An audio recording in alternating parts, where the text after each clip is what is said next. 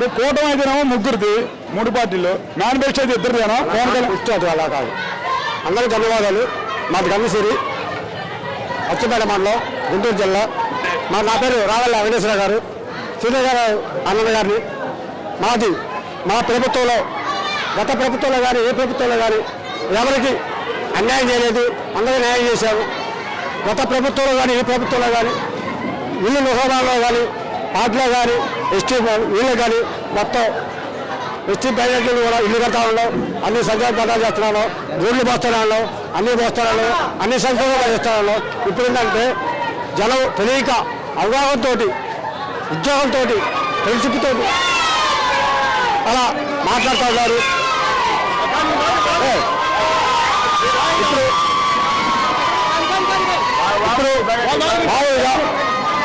ఇప్పుడు మామూలుగా లభిస్తూ నంబూరు శంకర్రావు గారు అనే సంక్షేమాలు ఇచ్చారు, ఇచ్చారు, అనే కార్యక్రమాలు ఇచ్చారు. కంచెలు, రోడ్లు, డ్రైనేజ్ ఎక్కడ లేకుండా, ఎక్కడ గుట్టిన మట్టి లేకుండా, ఎక్కడ ఒక్క మట్టి రోడ్డు లేకుండా మొత్తం సిమెంట్ రోడ్లు పంపించాం. అన్ని సంస్కారాలు పథకాలు చేశాము, అన్నీ చేశాము. మరి ఆ రాబోయే రోజుల్లో కూడా అన్ని మంచి పథకాలు కావాలని, అన్ని మేనిఫెస్టో పెట్టాలని, జగన్ చేసిన ప్రభుత్వాలు కావాలని అన్నీ కూడా సంక్షేమ పథకాలు చేసుకుంటూ మొత్తానికి మంచి మర్యాదగా చేసుకుంటా ఉన్నారు సార్. కానీ ఇప్పుడు మేనిఫెస్టో జగన్ బాగుందా, చంద్రబాబు బాగుందా? జగన్ సార్ బాగుంది.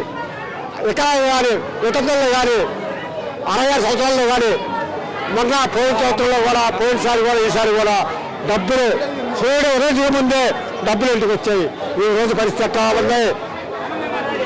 నిమ్మగడ్డ సురేష్ గారు, చంద్రబాబు నాయుడు గారు వాళ్ళు కావాల్సిన చర్చ చేసి కోర్టు చేసి జనాన్ని నాశనం చేశారు. ఈ నాశనం చేసే కార్యక్రమం ఏంటి? వాళ్ళ జనాన్ని నిరీక్షిస్తున్నారు. ఈరోజు రేపు రాబోయే రోజుల్లో కూడా వాళ్ళు చెప్పుకొని పెట్టుకోవాలి, వికలాలు కానీ ఇతరులు కానీ మొత్తాన్ని నాశనం చేసి ఎండలకుండా వారినకుండా చచ్చిపెట్టుగా చేస్తారు. అంత కోర్టు పని అవసరమా? గతం కలుపుతున్నారు అట్టేసి వీళ్ళు ఇంకోటి కొని వచ్చండి, అట్లా నాశనం చేయకూడదు, అట్లా ఉద్యోగం చేయకూడదు. న్యాయంగా ఉండాలి, ధర్మం ఉండాలి. ఉరిపెట్టాడు కావాలి, ఉడిచ్చాడు కావాలి, ఒట్టాడు కావాల్సింది. వేరే కార్యక్రమం కావాల్సింది సార్.